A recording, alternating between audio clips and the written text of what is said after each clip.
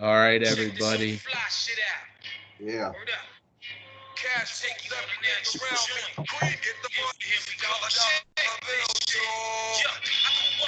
Welcome to Volume 6. Hurt Pressure. Wanted to bring back the entrance music for our special guest, Mr. James Dennison, the king of hate himself. We hate, baby. We'd love to have it. Welcome to the show, James. Can't wait to get going here. Some Wu-Tang for you. So this week is top 5 people you want to have dinner with, past or alive. This is something that I'm very excited about. I've actually had multiple conversations similar to this kind, like who would you want to meet, like historical figure. But I think this is like a good way to kind of, like put a good list together. James, how was it putting it together for you, man? I love the idea. At first, I was like, "Oh, this is gonna be easy." I think it was easy to get 10 to 20 people in my head, and then to really narrow it down, it took some critical thinking. For me personally, there's a lot of people I probably would want to meet and hang out with, but I had to think about, the criteria for me was who would I enjoy talking to, who kind of influenced my life. You got to really think if that person is sitting across from you at the dinner table, what the fuck are y'all going to talk about?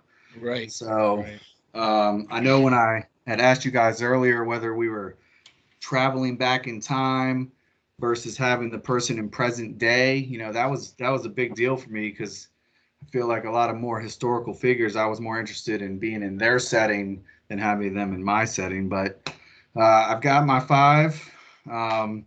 I'd be pretty surprised if any one of mine was on any one of your lists. I think with this group of guys here, I would suspect all 5 of ours are pretty unique. So I'd be curious to see what everyone else has, but I'm pretty confident in my 5 that I'm a fan of. So whether everyone else likes them or not, I don't really give a fuck, but pretty confident. Right. So, Ryan, what about you, man? Well, I hate almost everybody, so it's kind of harder to come up with my list because I hate everybody so much. Sure. So, I don't know. I think I created a very unique list. So I hope everyone out there likes hearing about people they have never heard of before, because that is all my list is going to be: obscure people that you might want to check out. So there you go. Ronnie, thoughts before we get going?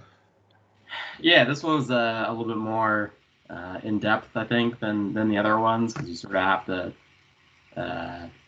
figure out how the type of tone you want to make your list as. And for me, I didn't want to do like redundant things, so mine's sort of all over the place, but it was fun. Like I think it was a fun list. I think it'll be a fun time. I would just like to say I do appreciate you guys having me on this show. I was a little hesitant to come on because of all the hate coming out of Queen Shady's mouth on other episodes, accusing me of starting the Australian fires. He did. Hating on the Raven bird, choosing the crow over it, but it's like him to choose the less intelligent bird over the other. So, but I love Danny and Ryan so much that I just want to say thank you guys for having me. I appreciate it, and I'm honored to be on this show. The original Saint Croix crew for sure. Yeah, man. Yeah. Thanks. Check out my name. It's Queen Shady. Was that 2006, guy? Was that 2006? 2006. Yep. Damn, man. So we're gonna try to step our game up this week, and we're gonna actually put a couple images on the screen while we're discussing this. So we are gonna go 5 to 1, and we always do start with a guest. So James, why don't you go ahead and throw us your number 5? All right. So my number 5. Do you want me to share the screen first, or kind of just jump on in? Yeah, do it. Share the screen. What we got here. Boom shakalaka. Number 5 for James is. Can you guys see that? Oh, there he is, Ed Reed. Vince Yeah. Lombardi. What did you say? Vince Lombardi. Yeah, the Vince Lombardi Trophy. I'd love to have dinner with the Vince Lombardi Trophy. No. Yeah, so number 5 for me is Ed Reed. I know Ryan John has personal hatred towards football as a sport. But for me, it's my favorite sport, and Ed Reed is my favorite player of all time from the Ravens. I'm Wow. sure Ronnie might have guessed Ray Lewis, but that is not the case. He was drafted 24th overall in the 2002 draft. And just a little history lesson for you guys. The Skins, I believe, had, and I have it written down here, the 18th overall pick, and they traded down twice, and they could have had him twice, but they ended up choosing Patrick Ramsey at the end of the first round. And the Giants had, I think, the 18th pick, and they chose Jeremy Shockey. So a little shade, a little hate thrown towards you, Skins and Giants fans. You could have had the greatest safety of all time. Just a fun player to watch. He did. His name was Sean Taylor. Well, he was a good safety too. Won't take away from that. But I believe you're hating on Jabril Wilson. hey, So 9-time Pro Bowler, 8-time All-Pro, won the NFL Defensive Player of the Year. He's a Super Bowl champion. He was the most exciting player to watch. He'd always try to take it to the house, and if he couldn't score, he'd always pitch it to his teammates to try to score. Sometimes that would backfire, but all-time leader in return yards, Hall of Famer, and he's just a really humble, chill dude. He's old as dirt right now, like me, sporting some gray in the beard. But I think he would love to sit down and talk football with him, smoke a cigar, and just chill. So that's my number 5. So. All right. So Kablamo. let's move. Ryan, what do you think there? Got the Raven Ed Reed.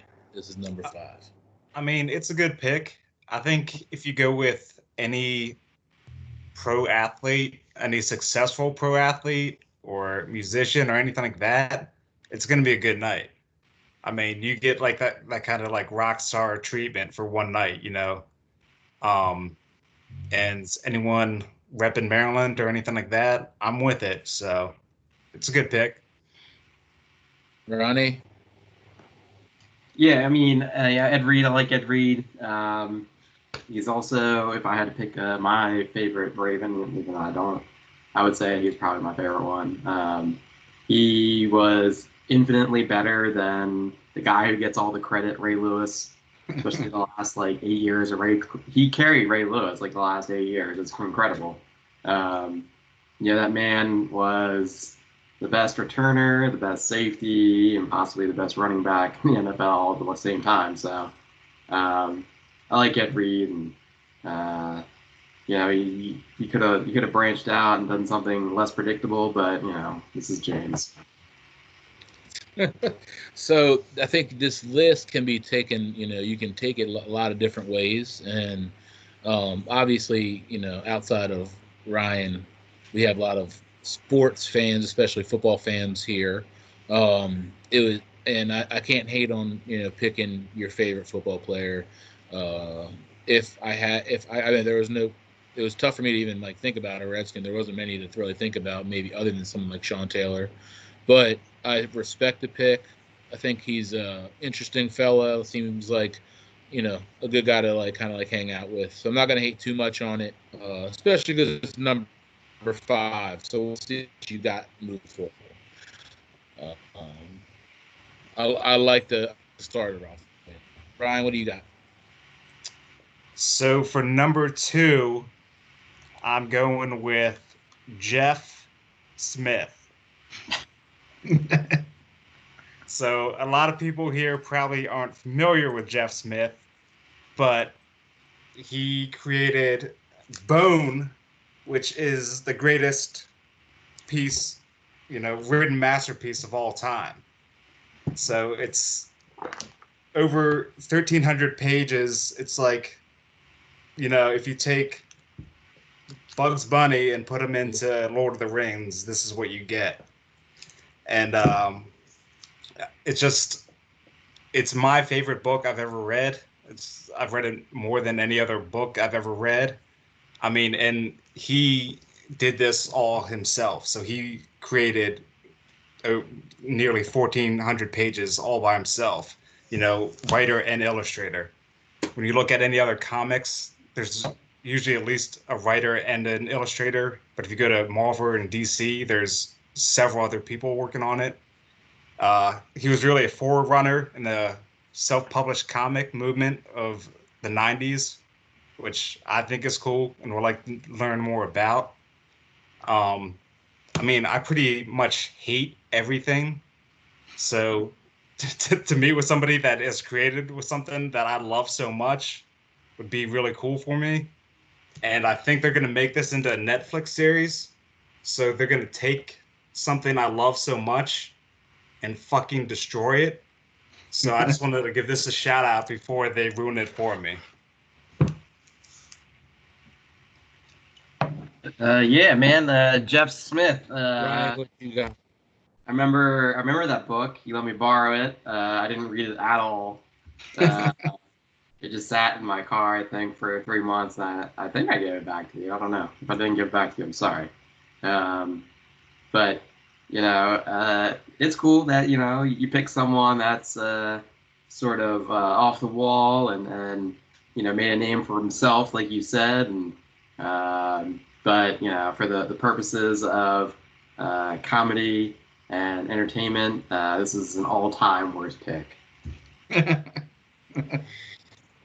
So, if anybody watched the last or was tuned into the last podcast, reading is one of the worst things for me. So 1,300 pages of anything sounds like disaster. I don't really I mean, unless you're talking about Bone Thugs and Harmony, your boy's kind of out on this one. So, James, what you got?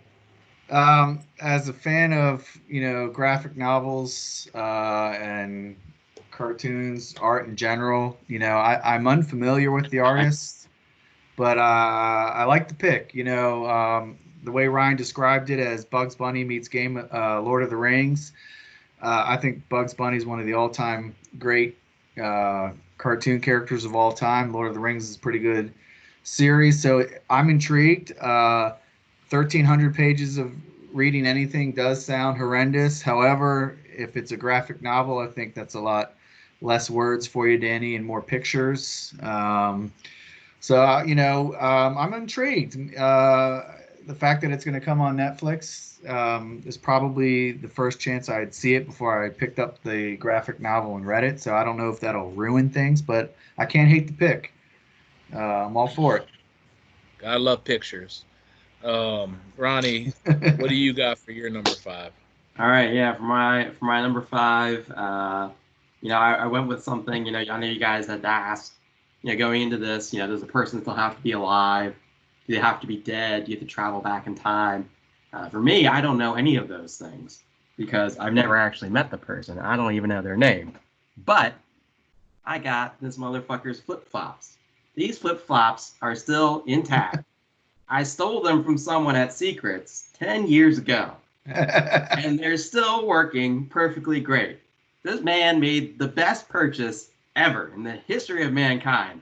And I stole the damn flip-flop. I don't even know what happened to him after that. Did he steal my flip-flops? Probably not. Did he, I don't know, make it back home okay? Maybe not. Maybe he cut himself. Maybe he got, tetanus and needed a shot, but then he died. A lot of things could have happened. So I want to go to dinner with this guy and be like, man, I'm sorry for stealing your flip-flops, but you made a goddamn good purchase. And I really appreciate it for the last 10 years, these flip-flops that Danny was hating on last week. Fantastic product. I love that guy. Sorry for stealing your flip-flops. So yeah, let's put something else on the list that I hate. I'm not going to get positive about flip-flops. This guy was probably a total douchebag. He probably stole somebody else's flip-flops on the way out, and they're probably female flip-flops. For all I care, they're all the same. Flip-flop guy can go eat a dick. James, what do you think? Yeah, I'd have to say this is a horrendous pick, especially after he just criticized my Ed Reed pick. I mean, you started a chain reaction of thievery. You stole his flip flops. He had to steal somebody else's. Somebody walked home barefooted. And that could be a long walk down Coastal Highway. So, Sure. it's also this kind of reckless behavior how things like COVID-19 spreads. So, an inanimate object, not even a real person, but you want to have dinner with somebody you've never met. I mean, I hope he's your arch enemy. I mean, this is pretty grimy. I mean, I'm not like too grossed out by stuff, but I'm definitely not wearing somebody else's shoes or flip flops, especially flip flops. That's like feet to feet contact, like straight feet to feet contact, which is kind of fucking gross. They were probably Connor Beamers, to be honest. I mean, and if this guy was They're at definitely Secrets, Chads. I mean, this guy was definitely like just a straight Secrets bro. So I can't imagine hanging out with this guy will be any It's entertainment at Chad. all. Yeah. He probably took them off because he peed all over them. No, he went into the water. You got to take them out. You put them in the cubbies. I just took the wrong ones. Well, out. we'll move on to my number 5, and I took this list pretty seriously. All of my 5 are the top of what they do. When you strive to be the best, you got to get to hang out with the best and know how to do it. So I'm going to start off with a super boring one. They already saw this, but I'm doing it. That right there is Warren Buffett, ladies and gentlemen. This gentleman is worth $79 billion. And I said billion. Yes, that's right. He is a gentleman that I look up to because you can take a few probably stock tips from a few business advice, get a little bit of business advice from him. You're set for the rest of your life. One dinner with this guy can change your life. Some of his quotes that I love from him: it takes 20 years to build a reputation, 5 minutes to ruin it. If you think about that, you'll do things differently. This guy, he's a smart guy. I agree with, he wants rich people to be taxed more, which I'm in favor of. I think, even if I was making more money, the more money you make, I do feel like you should be giving back. I think he understands some of that. Good. I just think, in general, if you're going to pick like an old white guy to be on your list, I'm going to say there's no more white people on my list. I went minority heavy. But he was the guy for me to kind of, get me, I feel like take me to the next level in my career. So Warren Buffett was my number 5. James, what do you think? Yeah, I mean, I don't hate the pick. Generally I think rich people are boring, but he's kind of a self-made man. I think he bought his first stock and had a lot of money at a very young age that he got himself. So he's a smart man. I'm sure he has a wealth of knowledge, no pun intended. He owns Benjamin Moore, which is near and dear to my heart on a professional level. So I think you could stand to learn a lot from him. I think you'd have to be prepared for that dinner. Questions you'd want to ask, because I don't know how naturally that conversation would go, but I can't hate the pick. Strong guy. I don't know enough about him to hate. Yeah, that's a solid pick. I mean, I don't see you walking out there at dinner and not taking something from it. So some way that you're going to change your everyday life, or whatever, stock tips, if he's going to give you stock tips and make you money. I mean, I don't think you can meet with somebody that successful and it not rub off on you if you're open to, anything he has to say. So yeah, it'll probably change your life a little bit. It'll probably lead to more success. So yeah, it's a good pick. Ronnie, how much do you love my pick also? Listen, Warren Buffett's he's a good dude. From what I know, he's a self-made man. He, like James had mentioned, he started from the bottom. Now he's here, and you can't really hate on a guy that's just spitting truth, but still taking, liberties with what he has to work with. Yeah, it's not his fault that he makes a ton of money, but he's open to telling people like, hey, you should tax me more. You should tax other people that make a ton of money more. And, to have that sort of humility and foresight is rare with rich people. I mean, most rich people are dicks. Take Elon Musk or Jeff Bezos or Bill Gates. They're all dickheads. Like, people think that they're cool. Like, Steve Jobs, before he died, was an absolute prick, and some people feel like you need to be that way to be successful. But Warren Buffett proving the opposite. He's a humble person. He's very nice to people, super successful, even more successful than some of those guys I just mentioned, and he's not a dick to anyone. So big props to Warren Buffett. Yeah, and also I love when, Trump kind of called him out on some taxes stuff, and he's like, yo, I'll make my my taxes public. You know what I mean? He's not hiding anything. So, that's the kind of person I like. So, James, why don't you go on to your number 4? All right, let me see if I can pull this. I'm having some technical difficulties. Let me share my screen. All right, so number 4 for me, Dan. Your intro music to tonight's podcast couldn't have been more fitting. I don't know if anyone recognizes the gentleman in this photo. Can you guys see it? RZA. Yeah, that's right. It's the RZA from Wu-Tang Clan. So let's unshare this bitch. All right, so yeah, the RZA from Wu-Tang. His real name is Robert Diggs. He goes by the alias of Bobby Digital, the RZA-rector, the Zigzag Zigala. He's a rapper, a record producer, actor, filmmaker, director, author, and he formed my favorite group of all time and the greatest rap group ever as far as I'm concerned, the Wu-Tang Clan. They had 2 dope-ass albums in 36 Chambers and Wu-Tang Forever. The song Dan played at the intro was Cream, and I remember being 13 years old and hearing that song, and it just instantly stuck. And there was just, I gravitated to it, and I couldn't turn back. He's also produced lots of songs for other Wu-Tang members, all their solo albums and other Wu-Tang affiliate albums. Some people don't know that he produced the musical score for Kill Bill, which is one of my favorite movies. He also produced the musical score for Afro Samurai, which is a badass Japanese anime. His hobbies include martial arts.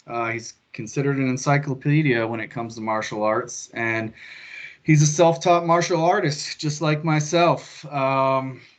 Now, one thing that would be a little bit difficult with the dinner is he is a vegan.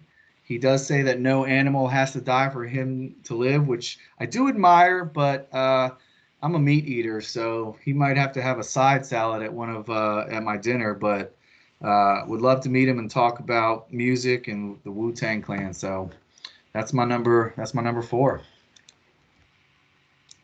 Yeah, that's a good pick. I like RZA as well. I'm not as huge on Wu-Tang as everyone else is or acts like they are. I mean, they're all right, but the only song I really fuck with is "Ain't Nothing to Fuck With."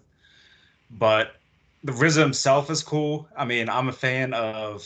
I think me and James are both fan of old samurai movies. So I've actually went back and watched old movies that they reference in their songs, which is they reference hundreds and hundreds of old samurai movies in their songs. But I've went back and checked out the classics like Seven Samurai and stuff like that. I saw his movie with you guys, Man with the Iron Fist. Yeah. There's actually a number 2. They made a Man with Iron Fist 2, which I actually own both of them.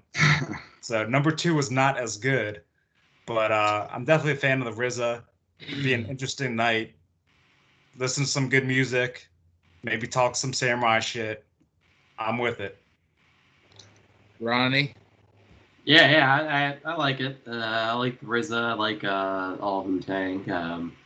I think for everything you guys mentioned, just sort of culturally, what the Wu-Tang Clan meant for people, especially in New York and growing up in the city.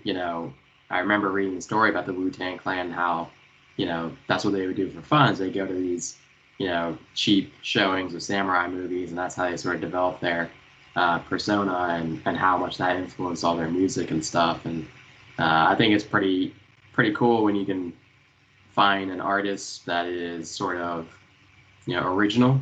I think a lot of rap right now is just terrible, and it's lacking sort of personality and just inner your sort of inner feelings and your just a semblance of who you are being projected out.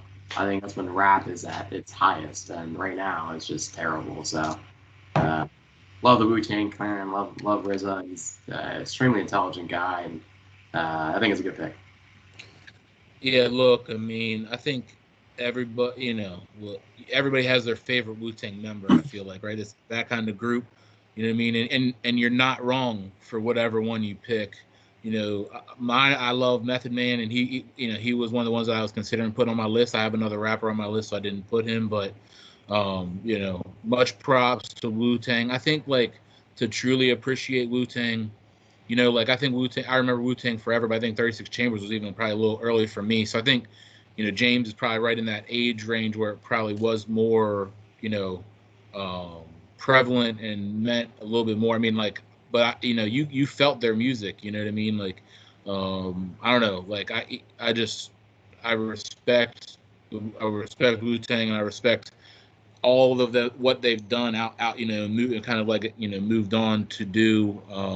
And I think that it's awesome to see that, and see the kind of influence they have throughout hip hop, 25 years later or whatever, So great pick.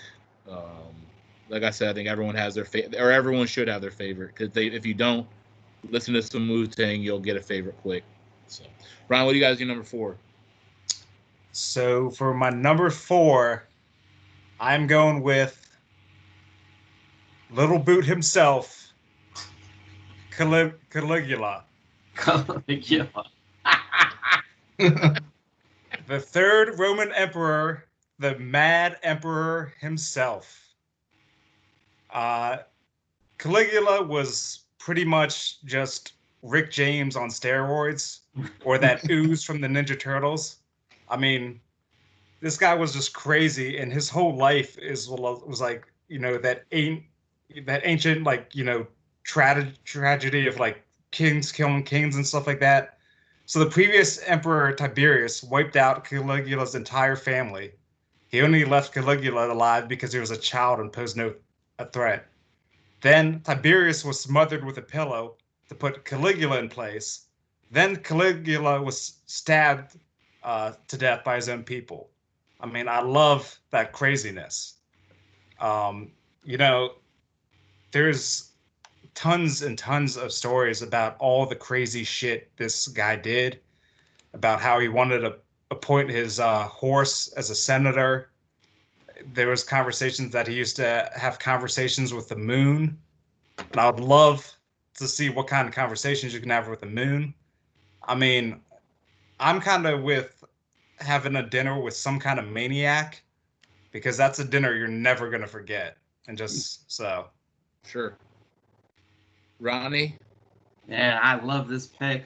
I love ancient Roman emperors that were batshit crazy, like Caligula and Nero. And I remember the horse thing I was going to mention, which was absolutely batshit crazy. But, for someone that was so, or is so well known, he's well known for the bad things. And, it goes to show you, even in this day and age, when you have people that get put in power that aren't even mature enough to be put in power, the levels of which they can abuse it. And he's sort of the case study, one of the first case studies of that. He's baby. Yeah, he's Joffrey Baratheon before, Game of Thrones. He's Kim Jong-un, who just does all this batshit crazy stuff right now in North Korea, and I would like to know what's going on in his head, and hopefully he doesn't have you killed and eat your heart at dinner, but it's possible. He's crazy. I like it. Good pick.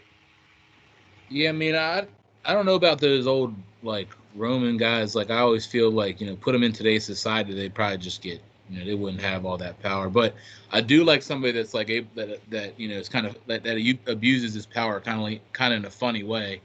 The horse thing though, like seeing a lot of what's going on and how stupid some people are and that are in power, even in America now, like a horse senator might not even be that bad of an idea. So I'm not going to say that this one I think actually might be a good pick. You know what I mean? I might rock with my man because he might have just had a good idea. So James, what do you think? I don't hate the pick. I am a fan of the Roman Empire.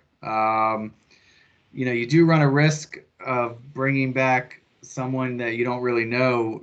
They could be boring as fuck. I don't know how well that dinner would go. I mean, that's me taking this very literally, but I've also heard he's was a very cruel emperor. Practiced incest. So, but those were the times. A lot of crazy shit happened back then. There's other Roman emperors I liked more, like Julius Caesar. But hey, good luck to you. Like Ronnie said, I hope he doesn't get mad at you and cut your head off and eat it himself, or feed it to his horse. He was probably like 5'6". I don't think he's gonna take me. Yeah, well, he might have his horse girlfriend attack you. All right, Ronnie, what do you got at number 4? All right, number 4. You got that hat from? Is that Matt Berry? No. Number 4, I got a guy that I would just want to ask a lot of questions to. He made a lot of mistakes in his life. He eventually ended up, sort of, I don't know what the word is, making up for him, but let's see if I can get this photo up. Can't find the photo, it's weird. It's probably a grafted mango, knowing Ronnie. All right, well, it's Anakin Skywalker / Darth Vader. I have absolutely no clue what was going on in this motherfucker's head the whole time. This guy is the chosen one. He made every wrong decision you could possibly make, even though he was put in an environment only to make the correct decision under the tutelage of Obi-Wan Kenobi and Master Yoda. The guy, as a kid, sucked. He was terrible. He didn't know what he was doing. Then, when he got older, his mom was killed, which sucked. But instead of holding the person accountable, or persons accountable, he decided to kill a whole village, which is racist as hell. He fell in love with a girl secretly, even though he knew full well what he was doing was wrong and antithetical to all of his teachings that people spent all this time trying to mold him for.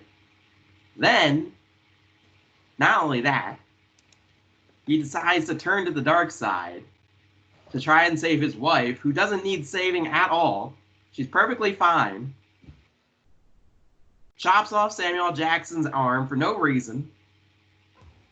Pledges fealty to this old piece of shit that's been lying to him the whole fucking time. Then fucking kills a bunch of kids. Then Obi-Wan clearly has the high ground. He tells him, Anakin, I got the high ground. Don't try this shit, man. And he tries that shit, and Obi-Wan cripples his ass. Obi-Wan's like, bitch, what did I just tell you? What have I been teaching you for the last 25 years? What the fuck is wrong with you? Anakin, you're an idiot. And then, to top all that off, this motherfucker captures his own daughter, tortures her, blows up Alderaan, and then, at the end of it, he decides, oh, well, I'm going to throw the Emperor down a goddamn shaft. Like, what the fuck is wrong with you? Anakin, you fucked up constantly your whole damn life. You did nothing right. You did everything wrong. You're an idiot, and I want to know why. You had all that talent. He's like, Jamarcus Russell. He's the Jamarcus Russell of Star Wars. You know, he had all that talent. He just fucked it up. Fuck you, Anakin. I want to know why. Go ahead. So, now that I think back to last week, I wish I would have put Star Wars on my hate list instead of flip flops. I hate that shit. And here's and another. I mean, I don't. Are you having dinner with the person, the actor that played this person? Are you having dinner with the person that created the character? No, I'm having it with Anakin Skywalker / Darth Vader. So, in the fictional world, it's not fictional. It happened a long time ago in a galaxy far, far away. My bad. All right. No one said anything about That's what I didn't understand. I'm not a Star Wars guy. I didn't understand that part. Right. But I'm gonna plead ignorance on this one, and I'm gonna pass it to James. Yeah, again, Ronnie with the back-to-back horrible picks. Choosing fictitious characters is just nonsense. It's just silly. Why don't you go have dinner with Mickey Mouse, you fuck? Having dinner with a guy you've never met, you stole his sandals, and now make some character. I'm a big sci-fi fan, but I'm not a huge Star Wars fan, to be honest.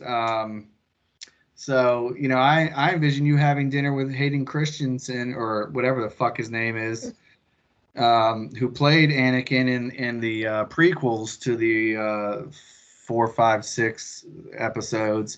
And that character almost ruined Star Wars. He was such a whiny bitch. It makes sense that you would want to have dinner with a whiny bitch. So I wish you had texted me that this was going to be your pick, so I could have gone and filled up my whiskey. Because I didn't need to listen to that bullshit. I mean, pretty good pick. I mean, thanks, right? one of the most, premier pod racers of all time. I mean, he definitely could have been the best if he would have stuck with it, but he had bigger things to do and bigger goals to accomplish. I mean, he became, probably the number 2 most powerful person in the universe, which is pretty cool. He gained all this, psychic powers and be able to shoot lightning and shit like that, which is tight. About Harry Potter again? What's happening? I mean, that's much better. Yeah, this guy's pretty good. I mean, I think, those rebels were really just, ungrateful assholes who, try to rise up and conquer him just because taxes are too high. You know how much it costs to build a Death Star twice? Shit's expensive. Well, the Emperor paid for that. Oh. All right, well, let me hurry up and get to mine so people continue to watch this before they tune out.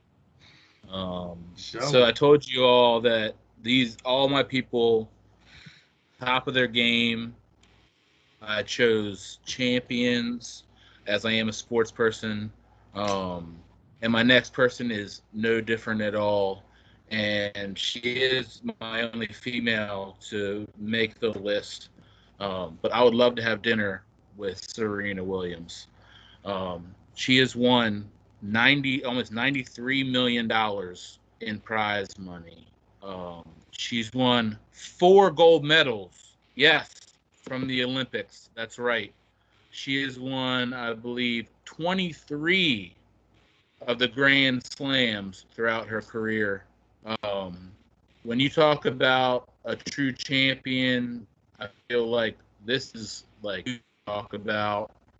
And I don't know. Like, there's not. I think for me, when I was thinking about like a female to put on there, as I'm trying to help raise, she's gonna need a lot of help.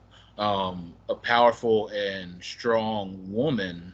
This would be someone that I would love to get some tips from, as she is a mom as well.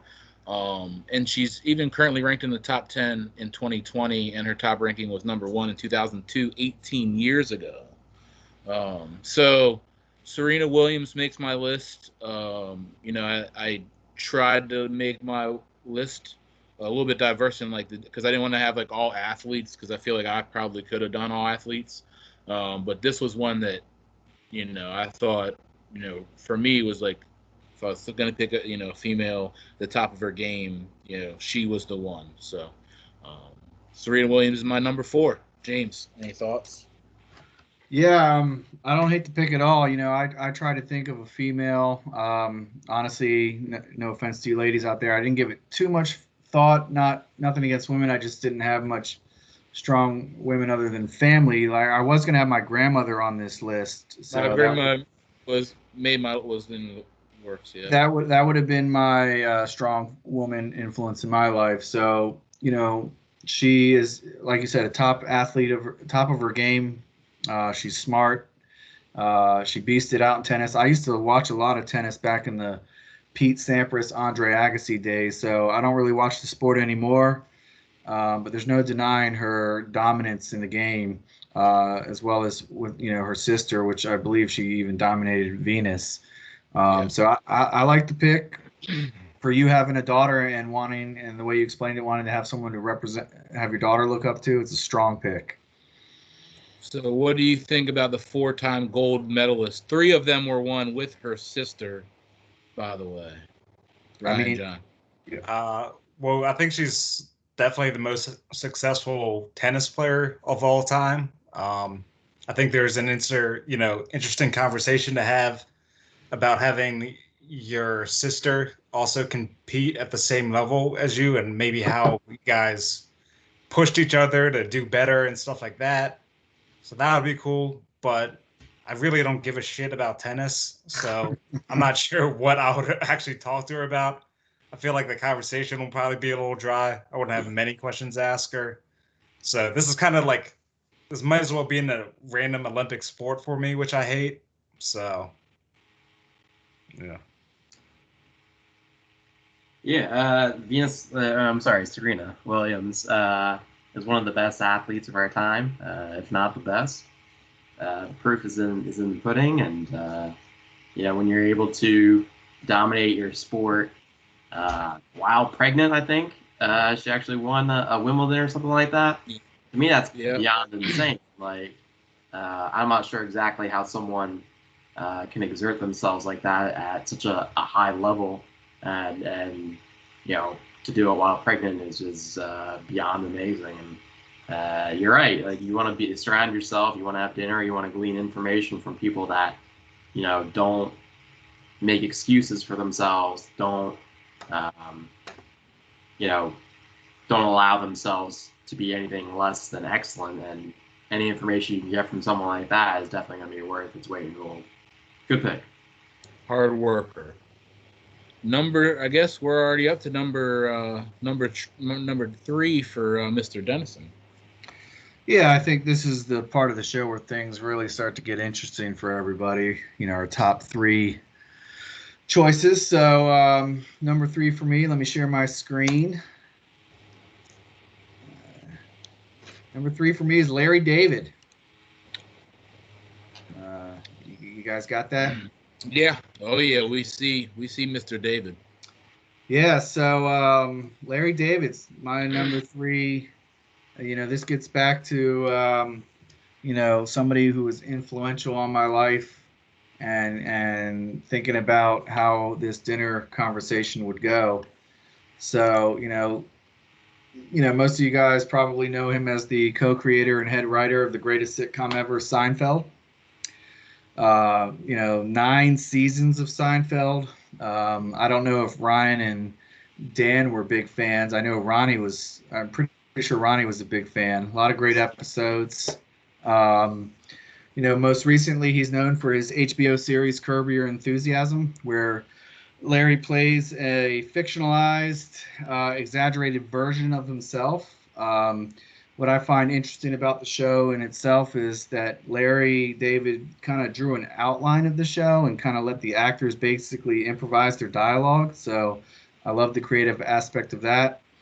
The show is kind of built around Larry's frequent social faux pas.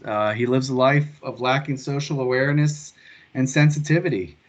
and they land him in a lot of socially awkward moments, which I find to be extremely hysterical. I think in one episode recently, he created a spite store. He was kicked out of a coffee shop and then opened up his own coffee shop right next door to that coffee shop and called it a spite store. So I can admire someone to take things that far. I kind of feel myself growing into Larry David.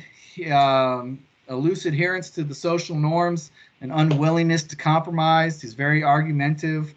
He's the everyman that no one wants to be other than me. I'm totally fine with being Larry David. He's probably me in 30 years, or considering how old I am, 5 years. He's hilarious and he's bald, so he's my number 3. Yeah, Right. Okay. Yeah, I like the pick. I think I was a big Seinfeld fan back in the day. I think I saw every episode multiple times. I'm definitely a Curb Your Enthusiasm fan. I like that a lot more than Seinfeld, actually. Everything Larry David says in that show, I agree with. So all his craziness and all of his things, but he's right about he points out stupid stuff that goes on that shouldn't exist. Like we brought up tipping the other day, and he talks about how he hates to tip, and I hate the tip. Like it's not like just put it on my bill more and don't make it this awkward situation at the end of every meal. But yeah, I think it's also like a good premise if you have a kind of guy who's a little bit crazy and you just give him a shitload of money and see what he's gonna do with it. Like, it's nice to talk about like, man, I fucking hate that coffee place, but he actually has the means to go and build a spite store right next to it. And I love any extravagance that's completely wasted it on stupid things like that. So I like it. Ronnie? Yeah, I really like the pick. I'm not surprised James has a fellow bald on his list, but Larry David is great. I still watch Seinfeld. My poor wife has to ask me what I want to watch, and I'm like, if it's not Seinfeld or Jeopardy, I'm probably not going to watch it and on TV. And I've seen every episode. I can tell you the lines. And George Costanza, who was loosely based, or not loosely, but very closely based off of Larry David, is one of the all-time greatest sitcom characters, on which I agree with James, the greatest sitcom ever. And when you talk about Curb, you also got to talk about just sort of the way they perform episodes. So not to say Larry's lazy, but he allows people to sort of go into the role the way they want to see it. So every scene has a beginning and an end, and he tells you what's supposed to happen, but he doesn't give you lines. So the actors are just ad-libbing. They're just getting to the point of the end of the scene by themselves. They're comedians and actors, and it turns into really funny banter.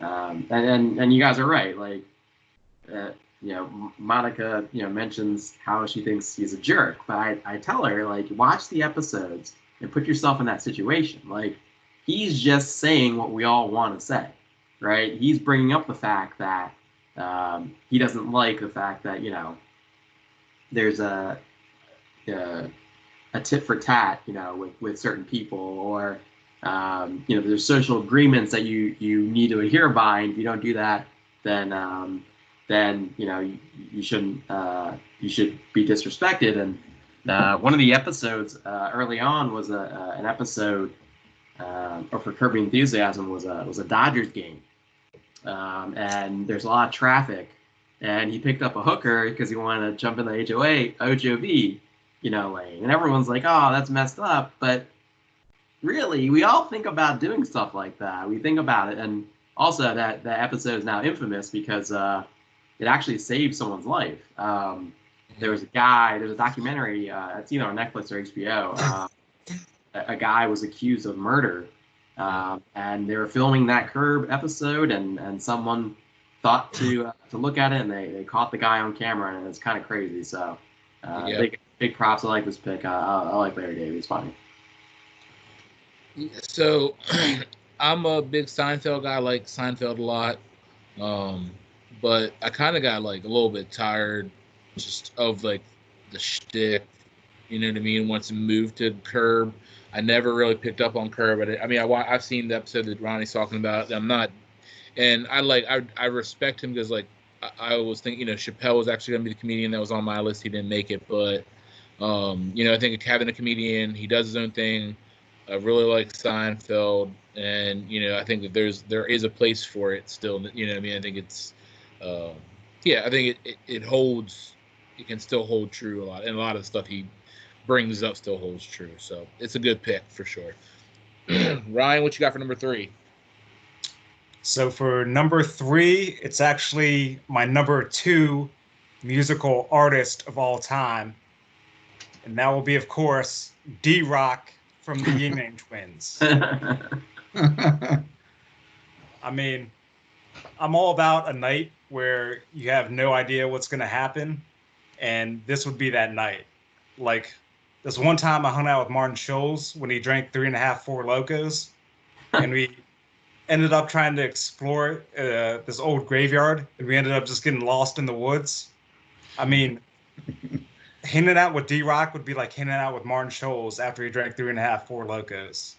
Like, you might not end up in an abandoned graveyard, but you might end up in a random strip club or a haunted amusement park, Scooby-Doo style. Like, you never know what's going to happen. We could listen to good music. We'd probably meet up with Kane and Little John and just kick it. I mean, I'm all about experience that rock star, rapper lifestyle mentality, just for one night where, you can just go crazy and, live that life. Yeah, totally. I think it's a good pick. I like the Yin Yang Twins. Yin Yang Twins always reminds me of college. It reminds me of the fun parties we had, and I think the songs are funny. Like, I don't think they're meant to be taken seriously. They're just trying to have fun. They're fun-loving guys, and those songs really get people going, having a good time, and that's the whole point of their songs, is that have people have a good time. So I like the Yin Yang Twins. This is a good pick. Fantastic pick. Sorry, James, I'm gonna cut Nah, you off. go ahead, I'm sorry. bro. This is me and my brother shit. We love this shit. We listen to this shit all the time. Yin yang in this thing, baby. If you know what I'm saying, like, you listen to their music and you want to go to the strip club, even if you didn't know or never been to the strip club, you want to go whenever you hear one of their songs. It puts you in a good mood. Yeah, man, Yin Yang represent ATL, right? It's, they bring it. I love them. Much respect to putting them on the list. I have another, I think of rappers is a good pick to put on, on the list, because I have one as well. So obviously going to be one on everyone's list, but great pick. So James, go ahead, man. Sorry to cut you off. No, it's all good, man. I totally agree. It's a great pick. It's one of those ones where you kind of view it as a dynamic duo, kind of like Albert Rhymestein and Ridiculous Hip Hoppernickus. I'd be curious to know why you chose one over the other, but maybe that's another conversation for another time. Awesome music. Again, Ronnie says they remind you of college, which means it reminded of me hanging out with you guys while y'all were in college, but still rocking things on the dance floor. They don't try to be more than what they are. They weren't necessarily known for lyricists, but you didn't care because, from the windows to the walls, the sweat dropped off your balls. You had a good time. You spent $140 on free beer night, and you got down. You can't hang. If you can't hang, do your thing. Yin Yang Twins for life. All for it. Great music. Definitely something that you got to be at the club, or if you're trying to start the party. So great pick. Great windows down music. Love it. For sure. Ronnie, what you got for your number 3? All right, my number 3, going with the one and only Sun Tzu, the guy who wrote The Art of War, which you guys can see that, right? Yep. Yeah. Yep. When you think about a lot of things that you deal with in your life, if you read The Art of War, it really gives you a great perspective on how to handle and deal with situations. Some of the quotes from his book, or not from his book, but from his teachings are, all warfare is based on deception. So one of my ethical questions was about the interview process and is it okay to lie in your resume? And the answer is yes, because everything is deception. Everyone's lying to everyone. It's the one that lies the best that wins. The supreme art of war is to subdue the enemy without fighting. So that tells you that you win before you go and fight. That's always the way to win a war. You don't go into a war with any ambiguity, and the strategy without tactics is the slowest route to victory. So tactics, prepare yourself, and opportunities multiply as they're seized. So not only should you seize opportunities, but if you do that, you open more doors for yourself, and that's a way to live your life. And of all the ways that people try to tell you to live your life, either religiously or ethically or stuff like that, really you're in this game for yourself, and everything is a battle, everything's a war, and what you want to do is you want to be prepared. You want to listen to this guy's quotes and really understand his teachings, because he knew what he was talking about. Yeah, I'm not super up to date with my man here. Seems like a solid pick. I like historical figures that affect you in today's world. And if this is your man, I'm not gonna hate on this one. Like I said, I don't know a whole bunch about him, so I can't talk one way or another. But I respect the historical figure on the list for sure. James, what you think? No comment. No, I'm just kidding. I kind of stepped away based on Ronnie's two previous picks to get a drink, so I don't know who the fuck this dude is. Is this Confucius? Because I'm confused. That's racist. Sun Tzu. Sun Tzu. Oh, okay. Well, let the sun set on that one. Have fun with your historical figure. Don't know much about him. Enjoy yourself. All right, we'll move on to Ryan. What you think, bro? Ronnie, I'm here for you, man. I think this is a fantastic pick. I think besides maybe religious teachings, nobody's teachings have lasted longer or been spread wider than Sun Tzu. I mean, I'd be anybody successful. I mean, not anybody successful, but I guarantee you a lot of people who were successful with life had read at least some of the Art of War. It just gives great advice how to approach everyday situations and how to be successful in life and how to use your resources for the outcome that you want. So, yeah, it's a good pick. I think people should read it, or at least should read some of his teachings, and it can translate even in today's world. Like if you're going in for an interview, or if you're going for promotion and things like that, it has stuff that's relevant and can translate to modern day struggle. So great pick, Ronnie. Thanks, Ryan. If you think about it, we all prepared for this podcast here. We all participated in Sun Tzu's Art of War. That's right. I mean, I know Bone Thugs and Harmony was all about the Art of War, so I don't hate the pick. I just didn't know much about it. So, all right, Ronnie, stop sharing your screen so I can put my number 3 fantastic pick up. Yes, sir. Here we go. I know that my brother is going to love this next pick. As James put a football player, I tried to think of a Redskin that I wanted to put on the list. But everyone would probably pick Darryl Green. That guy is the worst fucking person of all time, so he would never make my list. Sean Taylor might have made my list. He was close, but he was. But this next person's an athlete. It's a individual sport, but I love this guy for more than just like him performing in his sport. I hope you guys can see that. That right there is Nasty Nate Diaz. hey. And yes, he's flicking off Conor McGregor.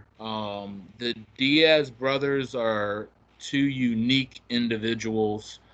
They grew up pushing each other. They're from Compton. They're, they don't give a shit, and I kind of love that part about it. They don't. I really don't think that they would even. I mean, they care about money, but like they fight because they love to fight. The multiple times Nate and I think Nick has been kicked off of fights for like smoking weed and doing stupid shit, and they don't really care. Nate's also said to Dana White to get off of Conor McGregor's nuts. I think that is fantastic.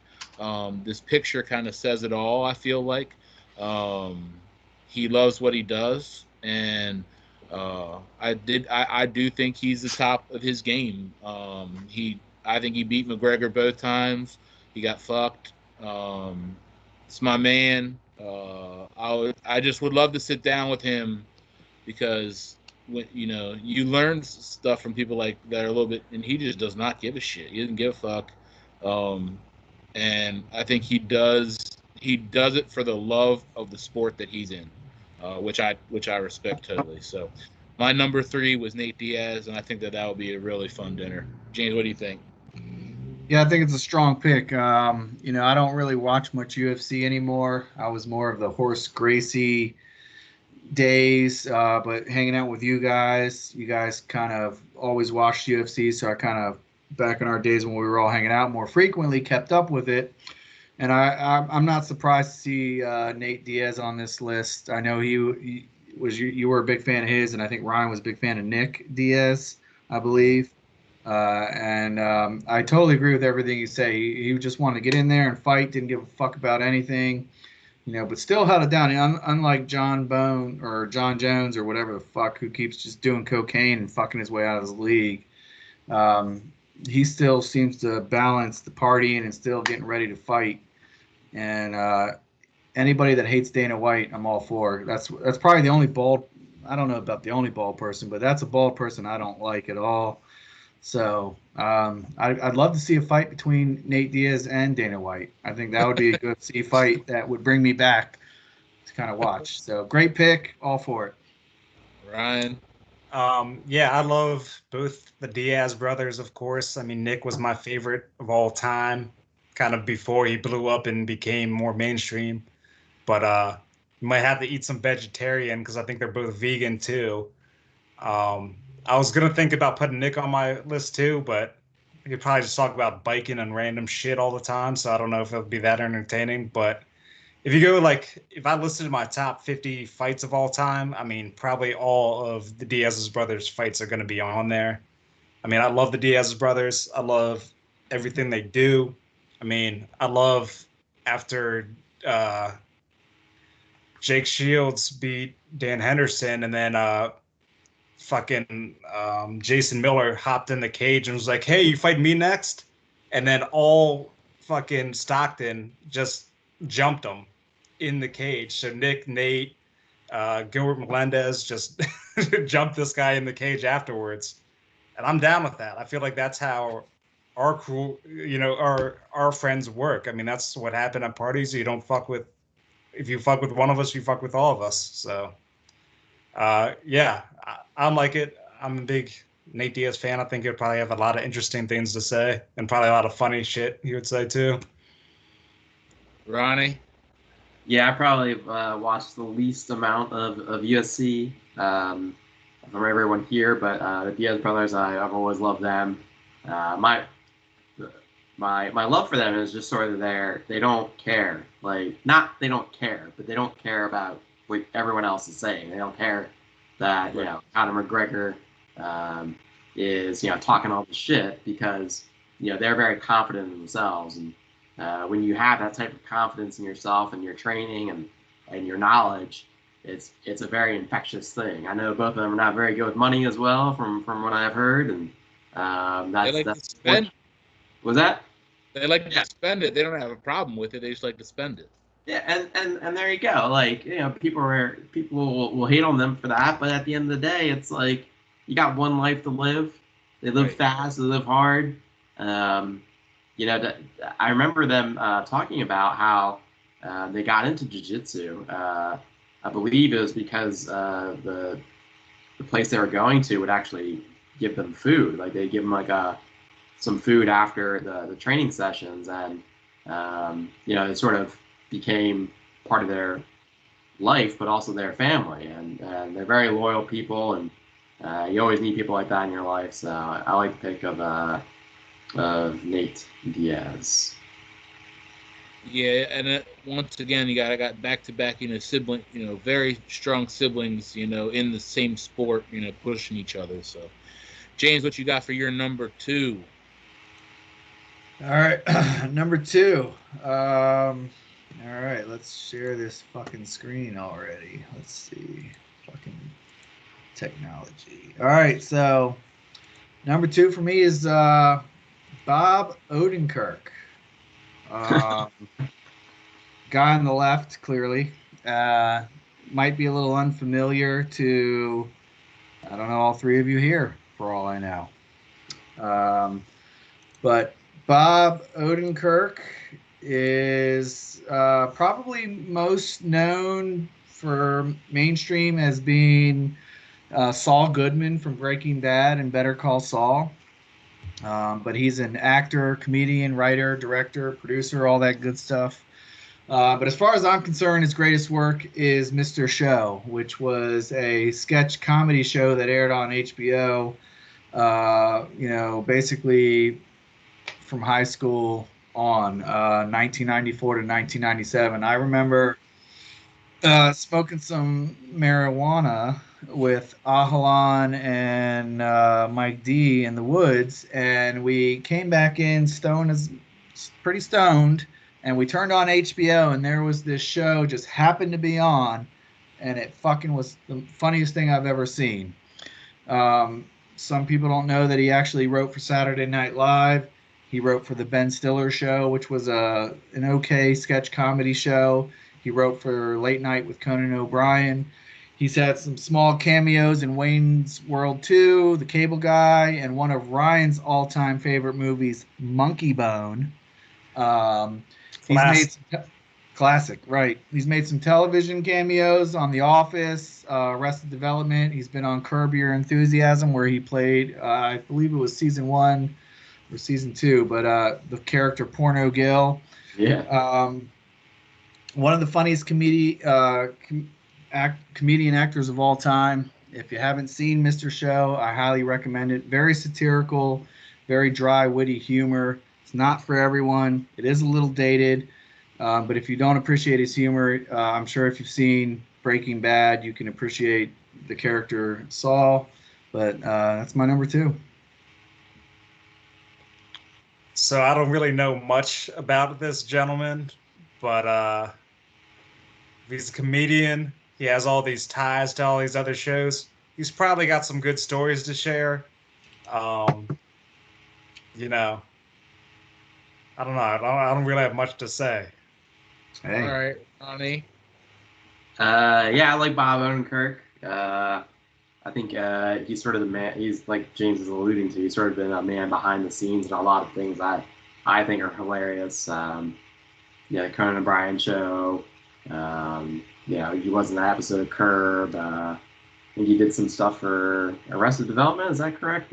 And obviously David Cross is on Arrested Development. So Mr. Show, I've only watched a few episodes. I was a little young when that came on, and unfortunately, I don't know where to find it now. But HBO, baby. is it still on HBO Go? Yep. Oh, okay. Well, maybe I'll watch it then. Started season 1. He's definitely just a comedic genius. Just someone that understands what people think is funny, not necessarily in a vulgar way. A lot of his comedy was just sort of, very, very happenstance and very, I don't want to say Seinfeld, like whataboutisms, but, he was just a funny guy. And when you're around people like that, they're jovial. He's had a lot of success. So I think it's a good pick. So I'm not going to hate on the pick. However, I tried super hard to get into Mr. Show because James was such a big fan. I never was able to kind of get into it, and I actually from that show, I feel like you have to choose one for some reason in my mind. I chose David Cross. That's for me. I'm a David Cross fan. Funny enough, like another thing that kind of turned me off from Odenkirk. At some point, he talked. Funny, you talk about how you went and smoked, and then you went and watched the show and how funny it was. But he's like spoken out against like legalizing marijuana, or he doesn't like people smoking, which is kind of weird to me because I feel like that's like half your audience. I'm not a big. I didn't watch a lot of. I'm not a the Breaking Bad kind, or just Never Call Saul, but I respect him. I think like I said, another comedian on the list. I love comedians. I respect what they do. I think he's had a hand in a lot of really funny things. I just kind of prefer David Cross. So for some reason, when I think about Bob Odenkirk, I put them together, and I always like tended to go to David Cross. So I like the pick though.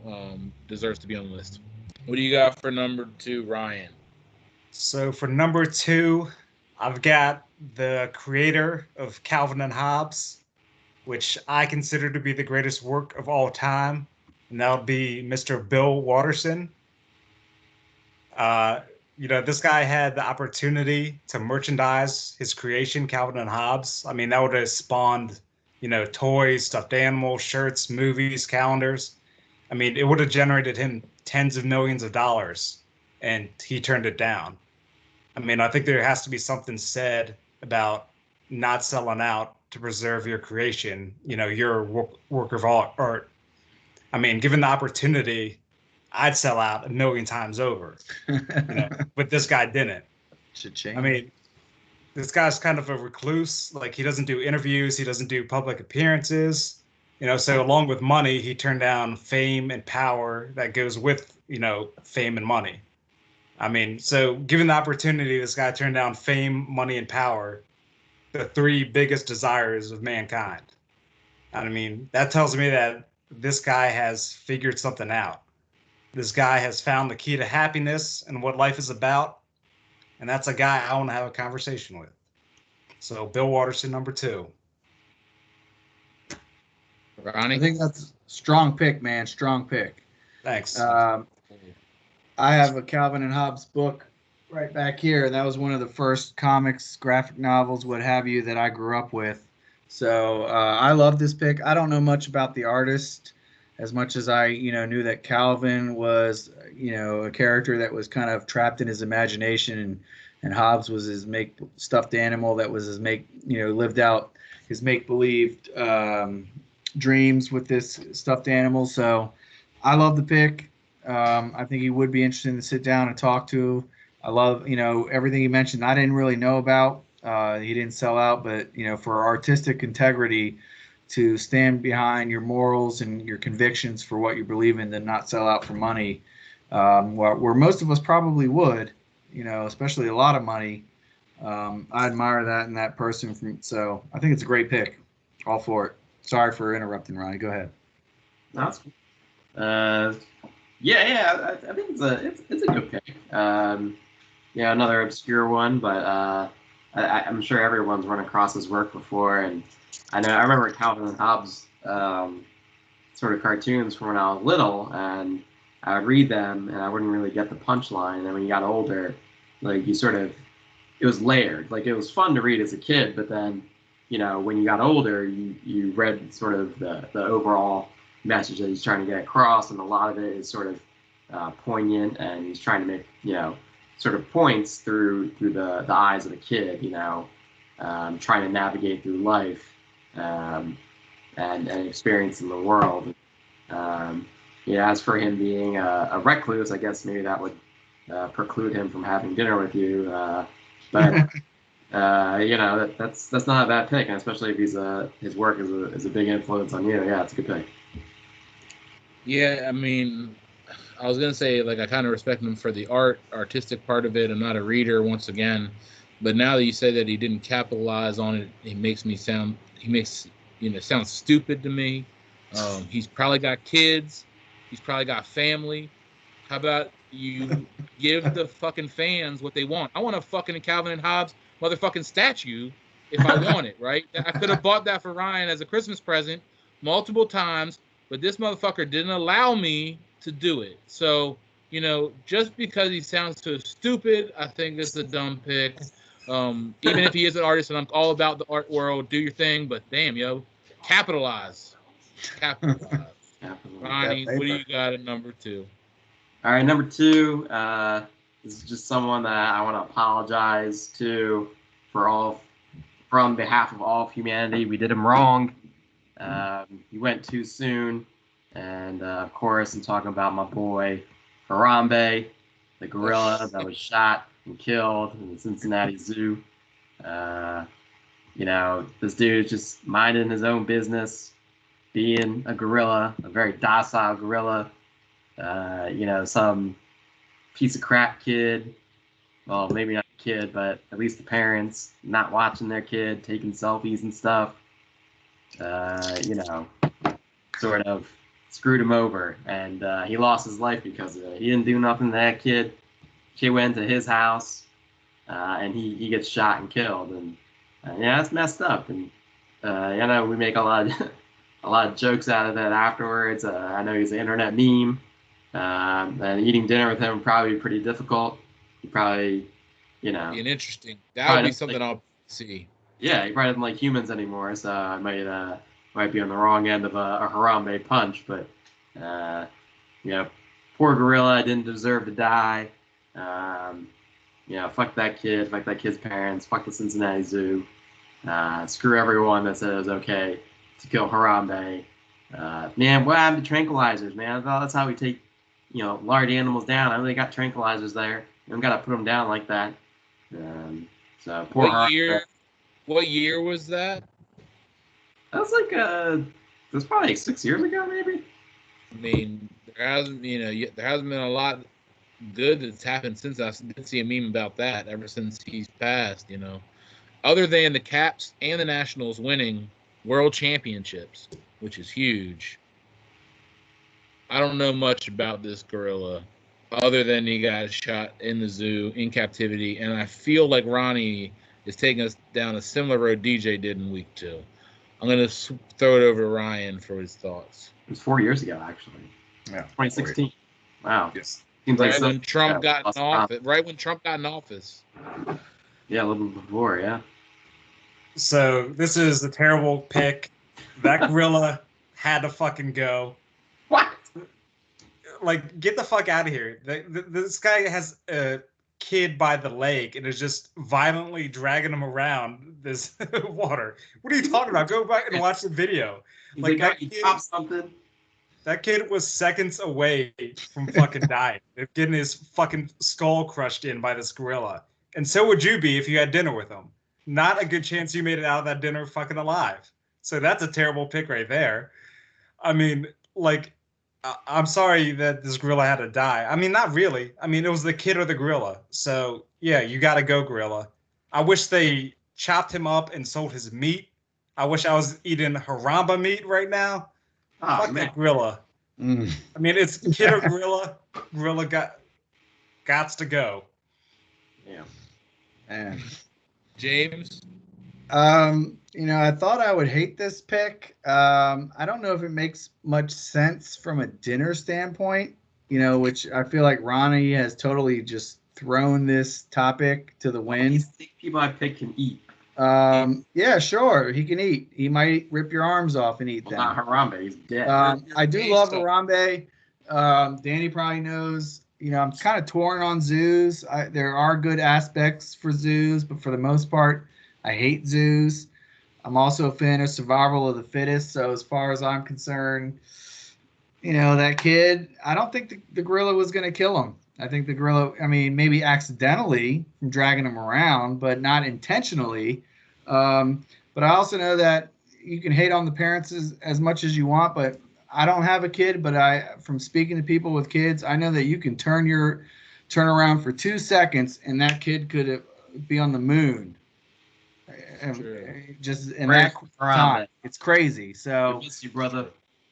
I love silverback gorillas. They're intelligent creatures. I think there could have been a more humane way of dealing with the situation as opposed to putting him down. Tranquilizers, they exist. So why do you got to shoot the gorilla?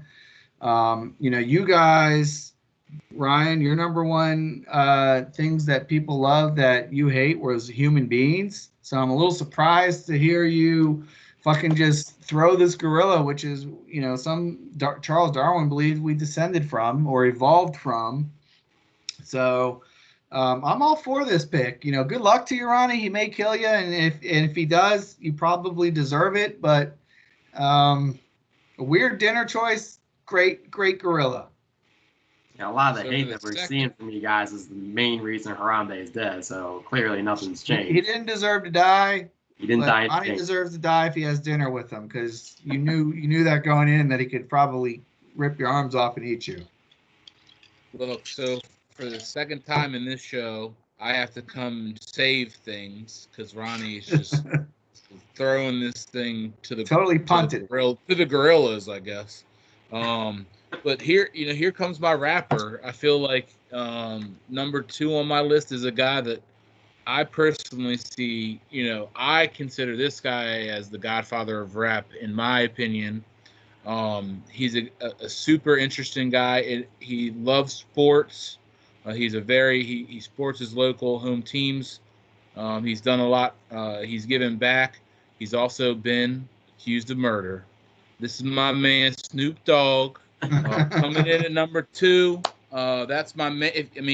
Look at what he's wearing in this picture. Are you kidding me? Is that Dwayne Wade in the background? I don't know what's going on in this picture, Yes. but it's fantastic.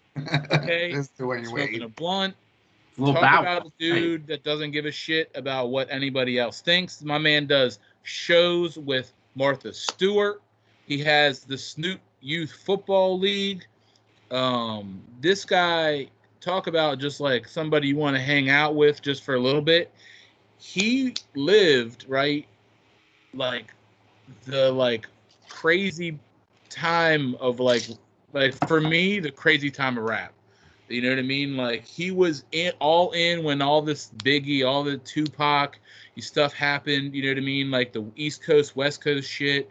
You know what I mean? Like the stories that you know what I mean? Like I don't know how long that dinner can last, but make it as long as you can, because the stories that guy has. And other rappers that could have made the list probably have crazy story like DMX. I like that. He probably got some crazy ass stories too, but I feel like Snoop is the godfather. I feel like he's a dude. I respect him a lot. I think that he's grown as an individual since he was like young. I mean, we all do stupid shit when we're really young, especially young and probably have access to a lot of money. You know what I mean? Like I think that if as a person he's grown a lot.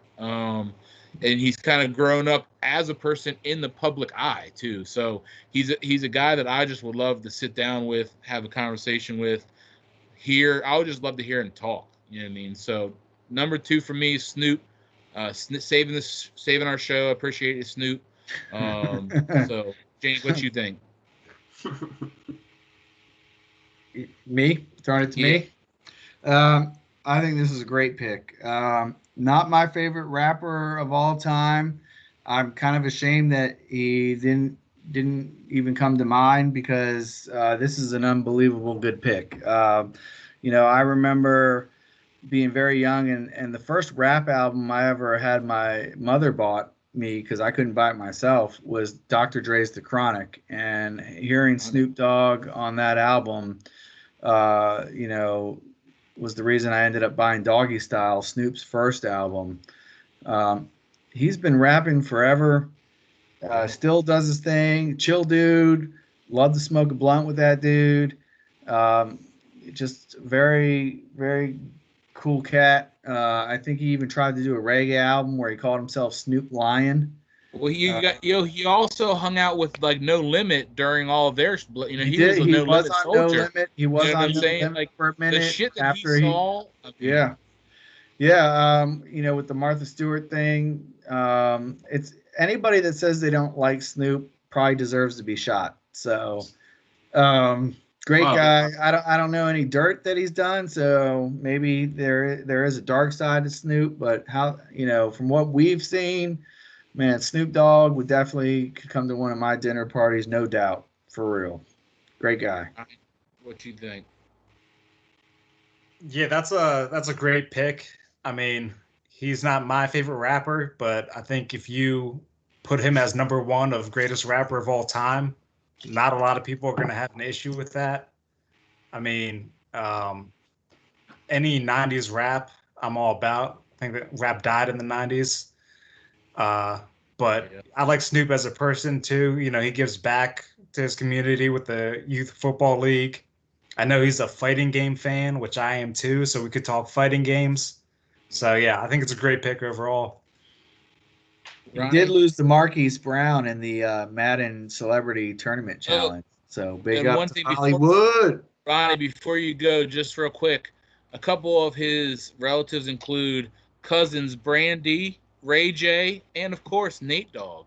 So Damn. Yeah, no, family.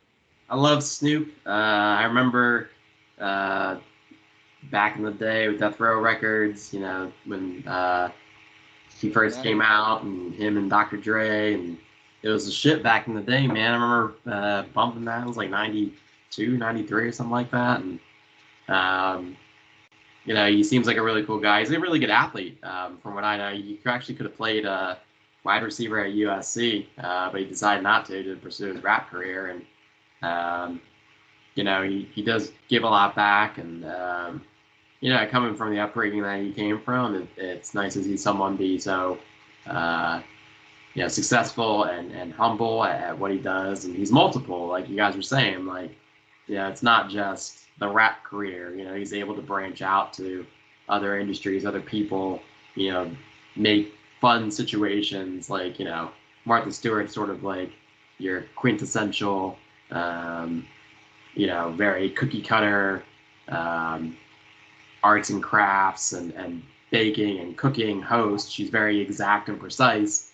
And you throw someone like Snoop in there who just likes to have fun, play with it, stuff like that. It's a fun, like, you know, odd couple. And he seems like a really nice guy. And we also forgot to mention his days with Pharrell were also very good. So That's he right. had longevity. Longevity. And I remember, didn't he make a movie too? Like Vampire?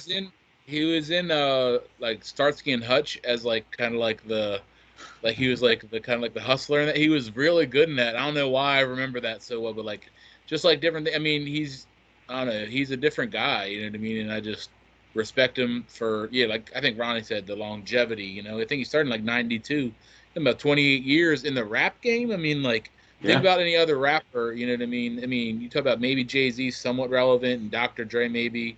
But most of those guys didn't even make it out. I mean, unfortunately, you got a lot like loss of like Easy E and some of those other West Coast guys and Tupac that passed, and you know. But much respect for him to me, from me, OG to me. So Yeah, I think he transcends the music world. I mean, I think that people that don't even like rap would probably want to hang out with Snoop. So it strong. took a lot of time for him to break into, you know what I mean, to that mainstream too. You know what I mean? And he did marijuana it. helps a lot. There you go. James, who you got for number one? So my number one, you know, I didn't struggle with this, but I was hesitant to make him my number one in the sense of he's kind of my 1A, 1B person. But once, you know, when Danny chose, when I was watching the episode of Animals You Guys Hate, or the Worst Animals, and Danny chose cats back to back, which, you know, teach his own. Messed up. I felt no remorse for making this my number one pick, but my number one pick, and Danny kind of alluded to this, is David Cross. Nice. So is he on the screen? Not yet. It's coming. No. Yes. No. Well, no, whatever. Not yet. Just got the Regal logo. Oh, fuck me in the. It's pumping. Before I die, I want to. There you go. All right. Anyway, so David Cross, more of the familiar face of the other half of Mr. Show, the more popular face. But yeah, David Cross, he's a stand-up comedian, actor, director, writer.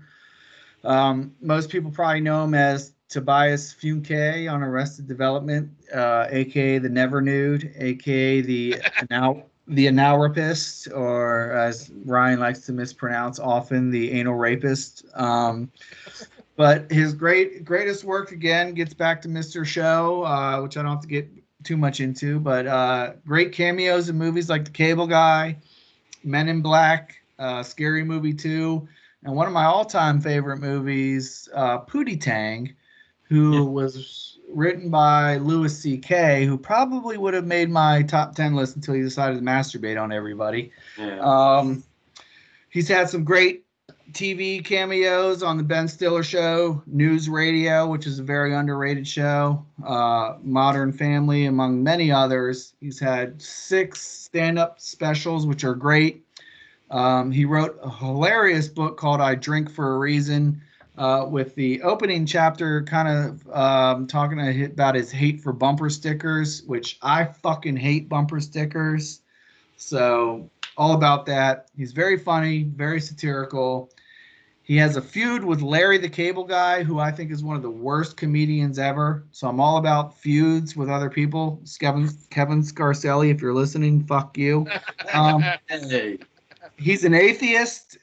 I respect people's belief in God. I'm just not one of them. I think, people's deities and organized religion, I'm just not for. And he's bald. So you're funny, you're bald, you're having dinner with me, and we're having laughs. Come on aboard. Comedian heavy for James. Ryan, what do you think about David Very Cross? comedian heavy. I'm not ashamed about I'm it. a little surprised there wasn't more athletes. Ryan. I'm a David Cross fan. Big Arrested Development fan, and he's definitely the funniest person on that show. And I mean, I'll watch if I'm like flipping through TV and I see him like on a late night show or something like that. I'm stopping and watching it because he is just hilarious. And he's hilarious off the cuff and with everything. I hate bumper stickers too, so that's cool. And Larry the Cable Guy sucks. So you made some fucking great points of why I should like this guy more. So I'm with it. Yeah, totally. I like David Cross, just like Bob Odenkirk. They're sort of they were a tandem, and they sort of like dabble with each other, but they don't need each other. I think that's a good thing. And I love Arrested Development. I love Tobias Funke. He is the funniest character on that show, and some of the other things that he's done. Like James mentioned, a lot of the movies he was in, Scary Movie 2, and comes to mind. And there's he's done some voice acting too, I think. He does. Yeah, so he's been in like a lot of cartoons and stuff like that. And Alvin and the Chipmunks. I thought that movie was gonna suck, but he made it great. Nice. Yeah. So anytime you can be a comedian that's lasting, going back to longevity thing, he's lasted very long. It's doubly better when you're just being yourself and you're able to be so successful. And I feel like he's someone that's just himself. Like he doesn't make excuses for it. He takes a role and he runs with it. And I think he does a really good job. And he's funny. He's hilarious. So good pick. So I mean, James, we went and saw his stand up at Warner Theater with Thor and Ahlan. And as a big man, the Warner Theater sucks dick. The seats are tiny as fuck. But I barely even remember how tiny the seats were. That's how much he impressed me. This shit was fucking hilarious. His stand up is great. I think people got up and walked out because they knew him as Tobias. And when he starts talking about heroin addicts and some of the stuff he does, and and he also one of the things I respect about his comedy is, especially stand up, is he can make light of racial situations without making it like awkward and like he's not, like he's he's from New York, so obviously he's like lives a diverse. I believe he lost his virginity to a black prostitute. Not right, that it matters, but he's got funny stories. I think like he's like for me the best thing from him is this stand up. I just love that he's so much different than the character. But even though how the character was so great, on Arrested Development. It kind of shows you how much he can be so different. Because he's so dirty when you watch some of his stand-up, but then like Tobias is just like the never nude. It's just like it makes me laugh just to think about it. I appreciate that at number one. Like I said, I'm surprised you didn't have more athletes, but I appreciate the community. Since I didn't have one, I'm glad that they were well represented on the list.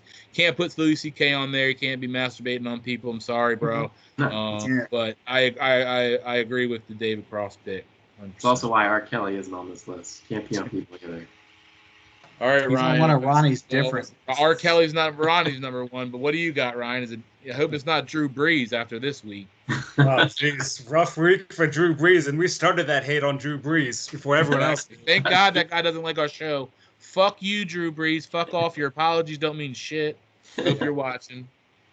So, for my number one pick, I'm definitely going with another probably obscure pick for most people here, but I am going with Hayao Miyazaki. So, for those of you who are unaware, Hayao Miyazaki is one of the most renowned filmmakers of all time and the head of Studio Ghibli production company. An easy comparison would be to say that he's the Walt Disney of Japan, but I don't think that's doing it justice. I consider his movies to be much more deep and work of arts other than the Disney bullshit. I mean, I've read all these books just about his life. I mean, I will indulge in anything and everything that has to do with him.